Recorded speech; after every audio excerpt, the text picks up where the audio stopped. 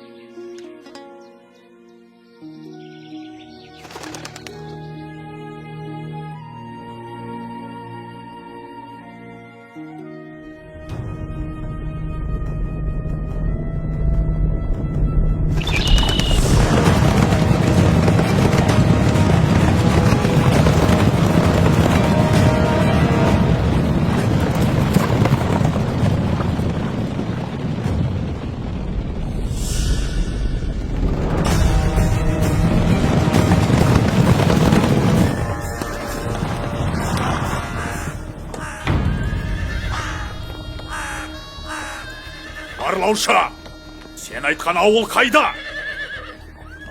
Ұлы Қонтайшым, кеше ғана осы жерде 30-40 үйлі ауыл мал жандарымен жатқан болатын. Өз көзіммен көргенмін. Ал анау жалғыз үй неге тұр? Білмедім, Қонтайшым. Ане, төс алды ма?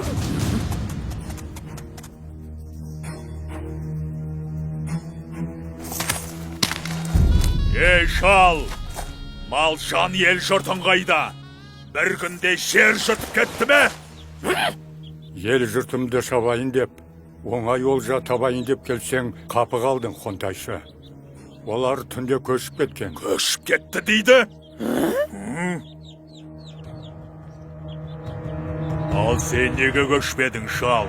Әлде мені мүсірке баяйды деп отырмысың? Жоқ, сенен аяушылық күтпеймін. Әне, анау қарлығаштың ұясындағы сарауыз балапандарын көрдің бе? Балапандары қанаттанғанша үйімді бұзбайын деп шештім. Жау жағадан алды екен деп ұяны бұзып, балапандарды шырылдатқым келмеді. Обалын ойладым. Обал деймісің? Олай болса, қылышымды былғап обалыңа қалмайын. Жалғыз өзің жапан далада аштықтан ажал табасың. Көрейін сонда мына құстарыңның аузыңа су тамызғанан. Қарлығаш әулие. Кеттік. Қазақтың даласын қанға бояп, ұлдарын құл, қыздарын күң етпесем, Қонтайшы атым құрысын.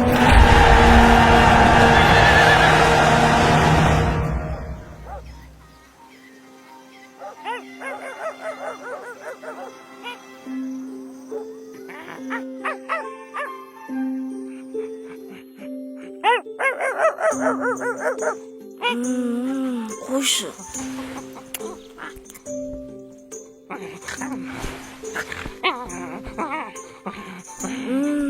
Ұйқы көрмедің ғой, Ақтөс.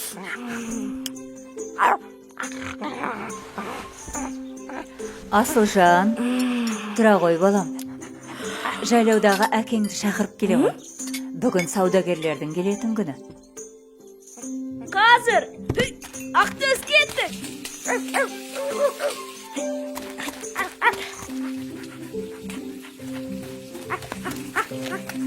Асылжан, асықпай отырып жеп алмадың ба? Қане Ақтөс, кім жейрек?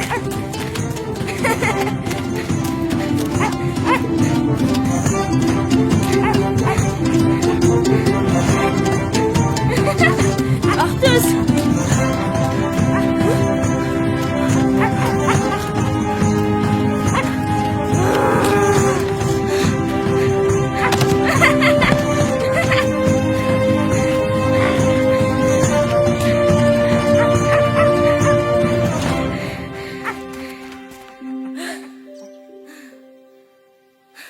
Ақтөс жүр. Әке, сізді анам шақырып жатыр. Жарай. Асылжан, биыл тауда жабай қоян ерекше көп екен. Тағы атып алайын. Сен беткейдегі жылқыны көре қойшы. Сосын мен саған қоянның етін жақсылап отқа қақтап берейін. Жақсы әке, олай болса біз кеттік.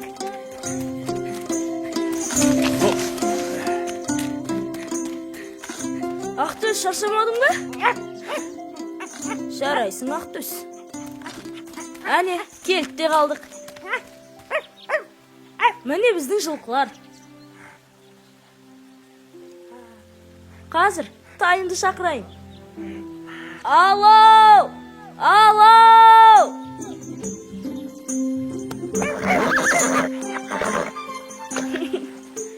Алауым менің.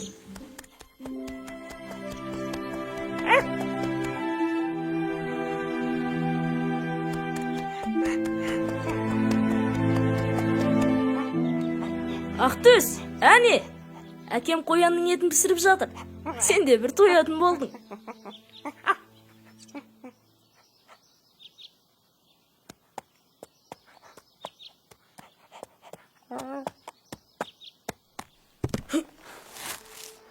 Әкем ұйқысамайды ғой.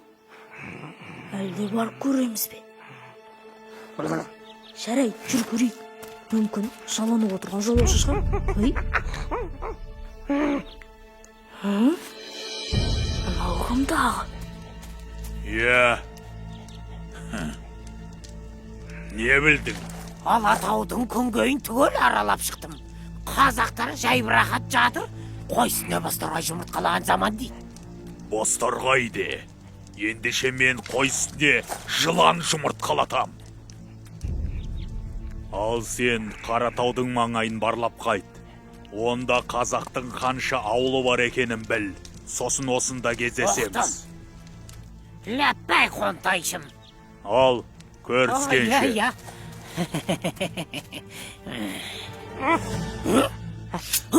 Иә.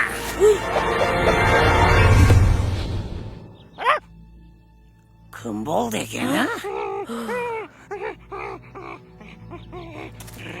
Адам бекен, сайтан бекен.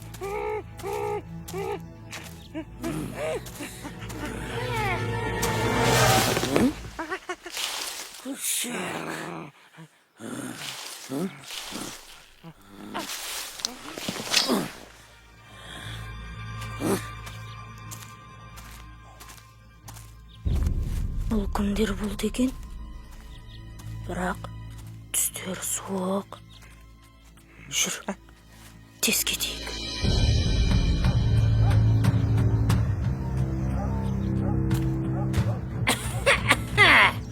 Сосын бар ма екен? Ассалаумағалейкум. Әрине. Алыңыз. Көп жаса шырағым. Осы маңайда тағы да ауылдар бар ма дейм? Әке, жылқыларды көріп келдім. Беткейде жүр екен. Асығыс болмасаңыз үйге қонақ болыңыз. Рахмет, асығыс едім. Келесі жолы келермін қонаққа. Жолыңыз болсын. Әке, мына адамды тоғай ішінен көрдім. Олар бізге қарсы жоспар құрып жатыр. Ойлары жаман. Қой балам, ол бір мүсәпір жолаушы ғой. Олай деуге болмайды. Рас айтам, әке, ол бізге жау. Енді олай үлкенге ғайбат айтушы болма. Бізге сенбеді. Адамның кішісі болғанша, иттің күшігі болған дұрыс екен. Әй, бұл жай қазақтың мақалы. Асылжан, сен жинал. Сарайғыр жайлауына барамыз. Ақан ағаң сүндет той беріп жатыр. Сондағы Төле би атадан бат аласың. Әке, Төле би деген кім? Төле би бүкіл қазақтың төбе биі. Аузы дуалы, абыройы асқақ адам. Ол кісінің батасын алсаң, жақсы. Әке, мен би емес, Қабанбай, Бөгенбай, Наурызбай секілді батыр болғым келеді. Баламысың деген. Жарайды. Бірақ кім болсаң да, бірінші кезекте еліңе адал азамат болуың керек. Соны ұмытпа. Түсіндім, әке.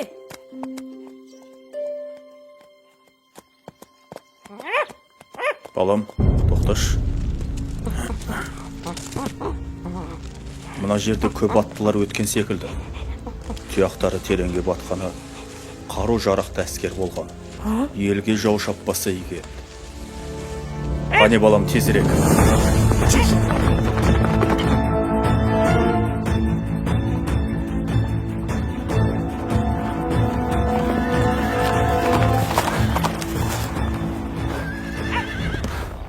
Ассалаумағалейкум. Армысыз, төбе би. Не болған сұрауға тілім бармай тұрғаны. Қарақтарым, жау жағадан алды деген осы. Бір жақсы мал жанаман. Алдын ала ауылды көшіріп үлгердім. Енді тездетіп арқаға Қазбек биге, жайықта Әйтеке биге хабар жіберу керек. Орда басқа құрылтай шақырып, 300-дің басын қосып бірікпесек, жауға тойтарыс беру қиын. Дұрыс айтасыз би аға. Бар қазақ жұдырықтай жұмылып, жауға соққы берер сәт келді. Рұқсат етсеңіз, хабар беруге қазір аттанайын. Мен Аханның інісі болам, есімім Ерболат. Ал мынау менің ұлым Асылжан. Бата беріңіз би аға. Олай болса, жортқанда жолың болсын балам. Асылжаның ел қорғар батыр болып өссін. Аумин. Аумин. Ал енді аттан балам. Жарайды. Әке, енді не істейміз? Балам, ал сен ауылға қайт. Жігіттер 5 қаруын сайлап дайын отырсын. Жолда абай бол. Өзіңе Алла жар болсын. Шу! Ша, балам, ша! Ақтөс, сен де қалма!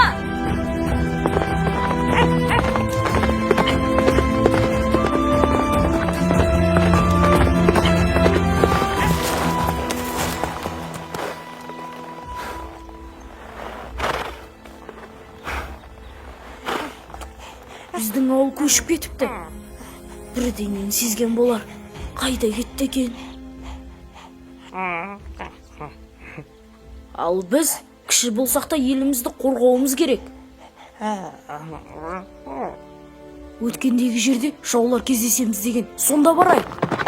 Ақтөс, шаршама.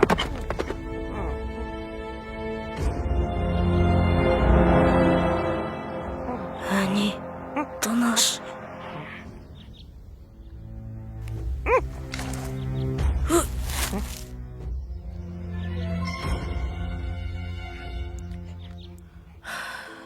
Байқамады. Жүр көрейік.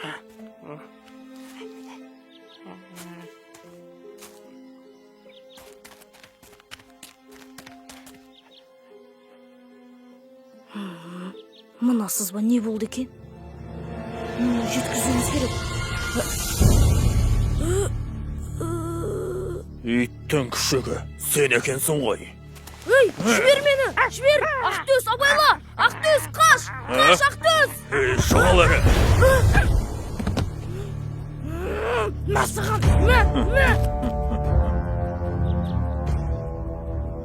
Жат енді осында жабысын. Кешке сені орда қалып кетем. Басы байлы құлым боласын. Ұқтың ба?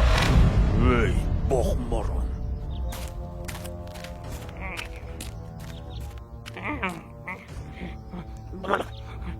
Ақтөс, тез мұнда кел. Жылдам хабар жеткізуіміз керек.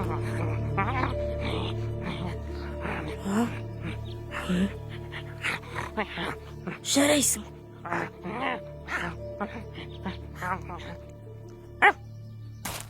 Аналар кімдер болды екен? Жүр, жақындап көрейік. Жоңғарға ұқсамайды. Ассалаумағалейкум, ағалар. Уағалейкум әссәләм, балақай. Кім боласың? Мен Асылжанмын. Ордабасыға бара жатырмын. Онда жолымыз бір екен. Сіздермен бірге жүрсем бола ма? Әрине, жолдасың жақсы болса, жол қысқа деген. Мен жақында жаудың тыңшысын көрдім. Бірақ сіздер мені кішкентай деп сенбейсіздер ғой. Неге олай дейсің? Сенеміз. Рас па? Ендеше сол хабарды тездетіп, Қабанбай, Бөгенбай, Наурызбай батырларға жеткізу керек. Сіздер сол батырларды көрдіңіздер ме? Жоқ. Ондай батырларды білмейді екенбіз. Қалайша? Олардың ерліктерін бүкіл ел айтып жүр ғой. Естімедік. Егер сен айтып берсең, тыңдар едік. Иә, жол қысқарсын. Әрине, айтып берейін. Мысалы, Қабанбай деген батырдың шын аты Ерасыл екен. Рас па? Ол не үшін Қабанбай аталғанын білесіздер ме? Білмедік. Жоқ.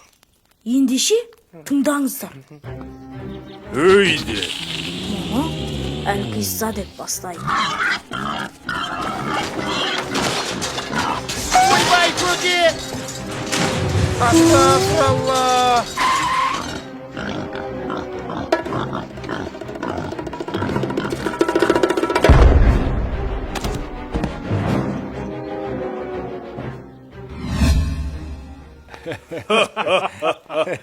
Қатырдау. Бәрекелді. Қабанбай осал болмады. Ал, Бөгенбайдың батырлығы қандай екен? Олай болса, тыңдаңыздар. Бөгенбай батыр өте үлкен екен. Қалай десем екен? Міне, мына тас сияқты. Мәссаған.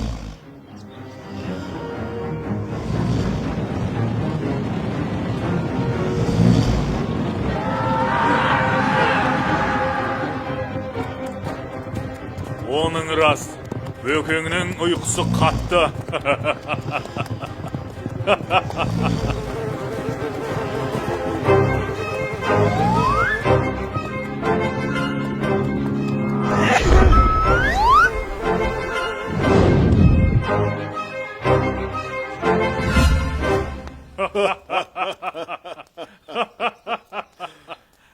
Иә, Бөгенбай нағыз батыр екен.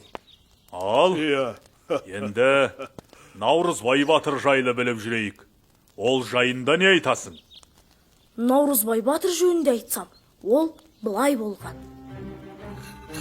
Бір кезде елге жау шауыпты.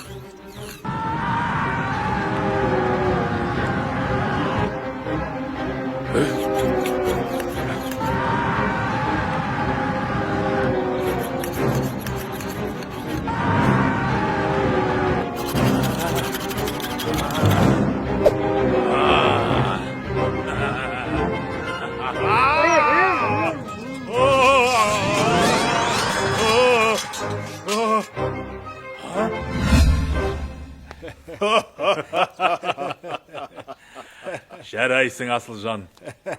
Жақсы әңгіме айттың. Біраз нәрседен хабардар болдық. Егер сол батырларды көрсеңіздер, менен сәлем айтыңыздаршы. Қам жеме, інім. Дұғай сәлем айтамыз. Ал, аттанайық. Рахмет. Ал, Ғанекей, рухымызды көтеретін бірлікке шақырар ән бастайық.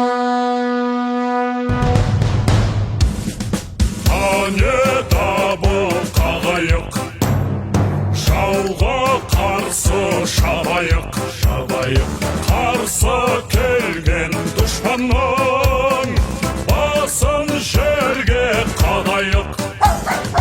Ақ білектің күшімен, ақ найзаның ұшымен, жерін қорғау жігіттің парызы деп түсінен. Ей, жолбарыстай жүректі, ей, батырларым білікті, кел жауға бірге шабайық, қабыл етсе тілекті. Ей, жерді азат етейік, ей, ер парызын өтейік, ол сан ғасырлар аңсаған, армандарға жетейік.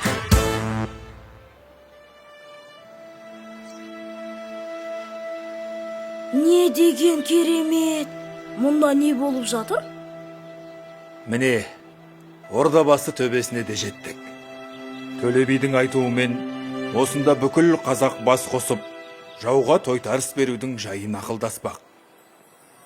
Мен айтқан батырлар осында шығар. Мүмкін осында болар. Иә, Жүріңдер. шу, кеттік.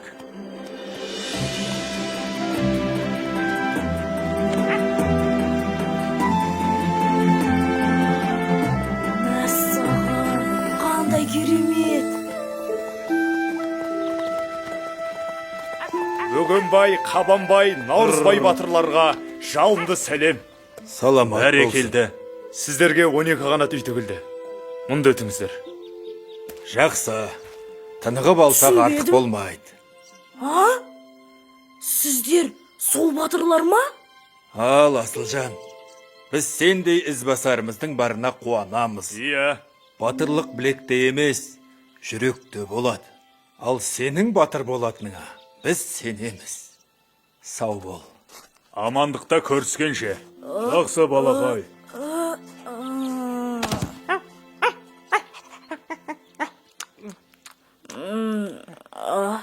Ақтөс, не болды?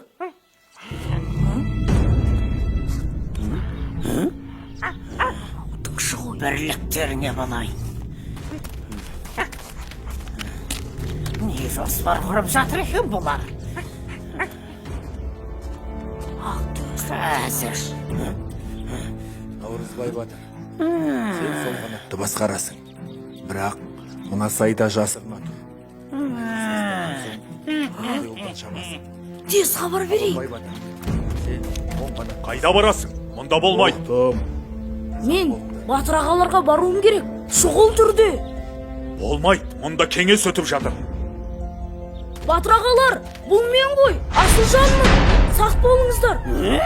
Ой, мынау балақай ғой. Иә, Асылжан екен. Кел, кіре ғой.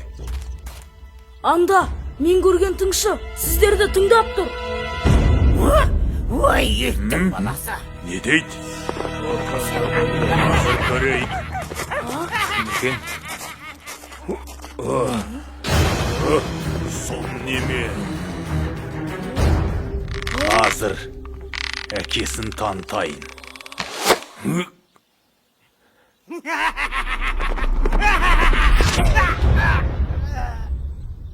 Бәрекелді. Дәл дейді.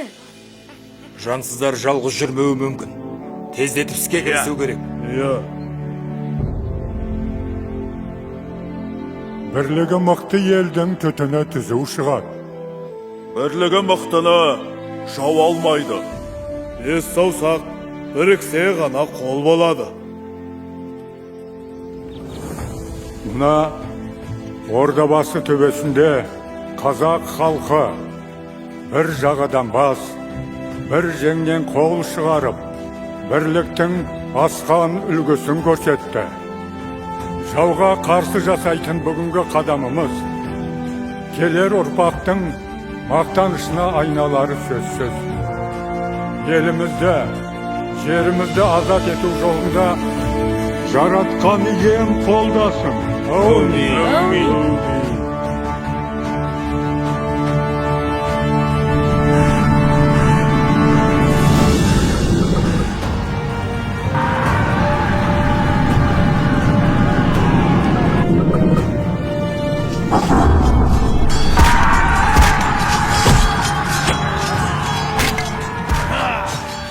Осылайша қасиетті Ордабасы төбесінде бас қосқан қазақ елі жерін жаудан тазартып, бірліктің асқан үлгісін көрсетті.